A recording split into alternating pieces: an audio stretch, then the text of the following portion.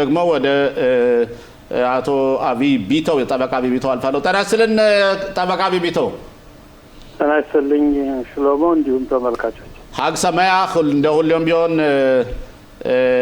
አንተ ቀርበ ከዚህ ቃለ መጠየቅ ለማድረግ እና መልስ ለመስጠት ወይም ለመተንተን ፈቃደኛ በመሆን እያመሰገንኩ ቀጥታ ወደ ጥያቄው ልሄድ እፈልጋለሁ። አቶ አብይ እንዴት ነው ይህን ጦርነት በምን አይነት ፍጆትም ጨርሰው ይመስልሃል? ዋው እኔ እንደሚመስለኝ ከሆነ አንደኛ 40 ዓመት ኢራን ስትሰበስበው የነበረው መሳሪያ ስታመርተው ስትገዛ የቆየችውና የተደበቀው መሳሪያ ይህን ያህል አቅም ይኖራል ብሎ በእስራኤልና በአሜሪካን በኩል ትክክለኛ ግምት ነበረ ለማለት ያስቸግራል። ምክንያቱም እነሱ እስራኤል ወይም አሜሪካ የምታደርገው ጦርነት ተጠንቶ የትኛው ቦታ ይመታ የትኛው ተቋም ይውረድ የሚል ሁኔታ ነው የሚያሳዩ። የኢራን ግን የሂዝቡላና የየመኖች ግን ቀጥታ ህዝብ በሚበዛበት ህዝብ ይኖራል በሚባልበት ቦታ ከባድ ሚሳኤል በመተኮስ በህዝቡ ላይ ጉዳት ለማድረስ እየተሞከረ ነው። ዛሬ ባለስታሳት 37ኛው ቀን መሰለኝ የጦርነቱ ሲገመገም አንደኛ በኢራን ላይ ምን ያህል ጥቃት ደርሷል የሚለው በጦር ኃይሎች በአየር ኃይሉ የሚያሳየውን አንዳንድ ቦታ ነው እንጂ ጋዜጠኛ ገብቶ ቢያዩ የበለጠ ከባድ ጉዳት ደርሶባቸው እንደሆነ መገመት ይቻላል። በእኛ ላይም በከተሞች ላይ ጉዳት እየደረሰ ነው። ስለዚህ መጨረሻ የሌለው ጦርነት እየሆነ እየሄደ ነው ማለት የመጨረሻ የሌለው መስመር አንድ ጦርነት ዘላለማዊ ሊሆን አይችልም። የሆነ መጨረሻ ላይ ከማንኛውም ጦርነት በዲፕሎማሲ ነው የሚቋጨው እና በዲፕሎማሲ ስለሚቋጭ እስራኤል ጥሩ ውጤት አግኝቻለሁ ብላ የዲፕሎማሲ ውጤቷን የምታቀርበው መቼ መስሎ ይታያል? ወይስ አሜሪካ ስተምታቀርብላት ነው እስራኤል መጠበቅ ያለባት? ምን ይመስላል? እንግዲህ እንደሚታየው ከሆነ ወይም በታሪክ እንደምናውቀው የጦር ኃይል ጦርነት ሲያቅድ የአስተዳደሩ ክፍል ደግሞ ኦኬ ጦርነቱ እስከዚህ ይሄዳል፣ አጀማመሩ እንደዚህ ነው፣ ሂደቱ እንደዚህ ነው፣ የሚያልቀው በዚህ ነው የሚል ውሳኔዎችን ይዘው መግባት ነበረባቸው። እንደሚመስለኝ ከሆነ ኢራን ውስጥ የነበረው ከሁለት ወር በፊት የነበረው ሁኔታ ሰላማዊ ሰልፍ ሲወጣ ወደ 40 ሺህ ህዝብ በሀገሩ መንግስት ከተረሸነ በኋላ ይሄ ጦርነት ሲፈነዳ እስራኤል ሆነ አሜሪካ እንደማየው ከሆነ ገምተውት የነበር ከባድ እርምጃ ሲወስዱ ህዝቡ ብሎ ይነሳና ያለውን መንግስት አረመኔ መንግስት ይተላልለው ገምተው ነበር። አሁን እንደሚታየው ግን ፍጹም ከዚያ የራቀ ነው። ምክንያቱም አንደኛ በኢራን ውስጥ ሁለት አይነት ተቋም ነው ያለ። መንግስት አለ። መንግስቱን ሙሉ በሙሉ የሚደግፈው የሚመራው የአብዮቱ ግንባር አለ። በሁለተኛ ደግሞ የአገሪቱ ጦር ኃይል አለ፣ ሚሊሻ የሚባል አለ። ስለዚህ የአገሪቱ ጦር ሚሊሻ ቢዋጋም መጨረሻ ላይ ውሳኔው የሚያስይዙት የመንግስትን ሁኔታ የሚመሩት የአብዮታዊ ወታደሩ ክፍል ነው። ምክንያቱም አመራሮች ተመቶ የጦር ኃይሎች ተመቶ የደህንነቱ ተመታ፣ ሁሉም እየተመታ የአመራር ጉዳይ ፓርላማው እንደኛ ሀገር ተሰብስቦ አይደለም የሚመርጡት የዚያ የአክራሪ ሃይማኖተኞች ክፍል ነው።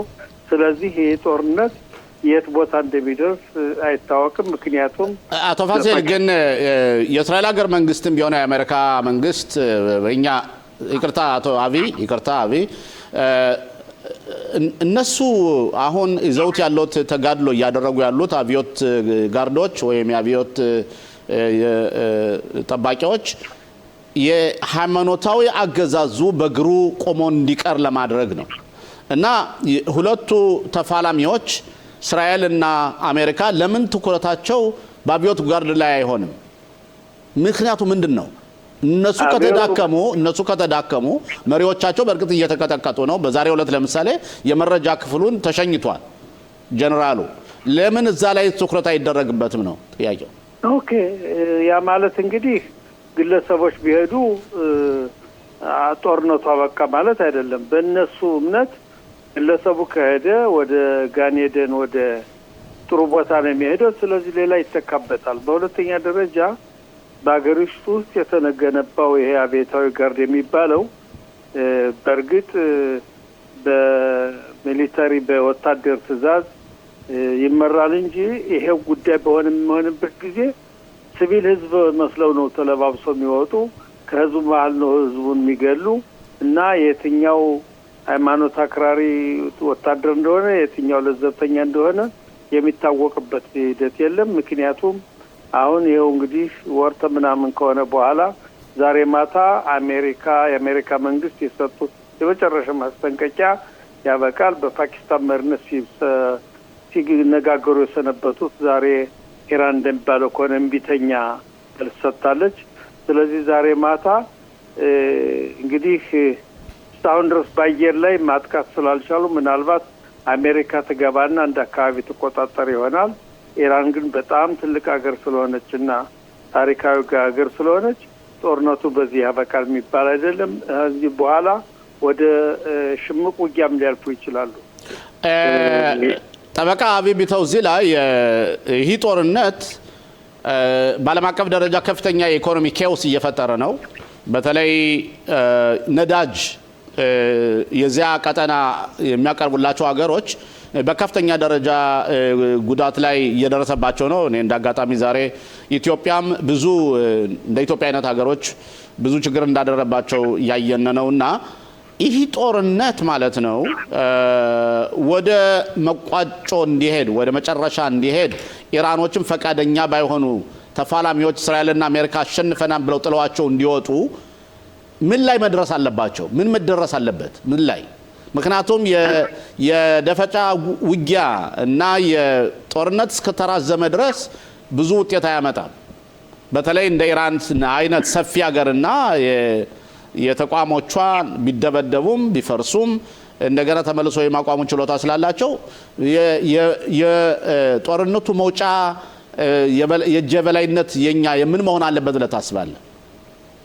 እንግዲህ በመጀመሪያ ደረጃ ጦርነቱ እንደጀመረ አሜሪካና እስራኤል በትብብር ወይም በተናጠል ያደርሱ የነበረው ጥቃት ከፍተኛ ነበር።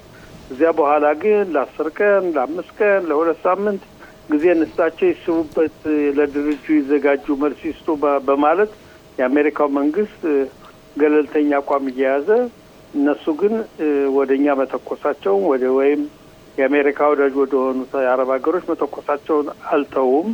አሁንም እንዲያውም በርተውበታል፣ ቀጥለውበታል።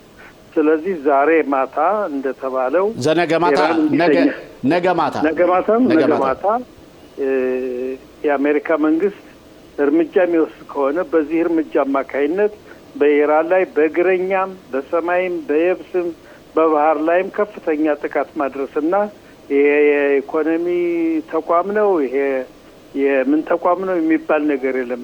በአጠቃላይ ኢራን በእግሯ ኮማንዳተር ለማድረግ ከፍተኛ እርምጃ ወስደው ከዚያ በኋላ ሆርሙዝ የሚባለውን ሰርጥም መቆጣጠር በፈለጉ አሜሪካ ተፈለገች ለአንድ ቀን ለሁለት ቀን ይቆጣጠሩታል። እዚያ በኋላ አሜሪካ የምትፈልገውን መስራት የምችልበት ሁኔታና የአረብ ሀገሮችም እንደ ሳውዲ ያሉት ከአሜሪካ ጋር በህግ ጠቁመው ነገሮችን በዚያ አካባቢ የዓለም መንግስታት እንደነ ፈረንሳይ ያሉት ተንሸራታች መንግስታት የሚሉትን ደግሞ መስማትና በተግባር ለምን አንድ ጊዜ ከወጣህ በለው እስከ መጨረሻ ድረስ ወይ ባልተወጣ አቤ ይህ ጦርነት ገና ብዙ ያነጋግረናል። የመጨረሻውና መቋጮው ሁኔታም ግልጽ አልሆነልንም።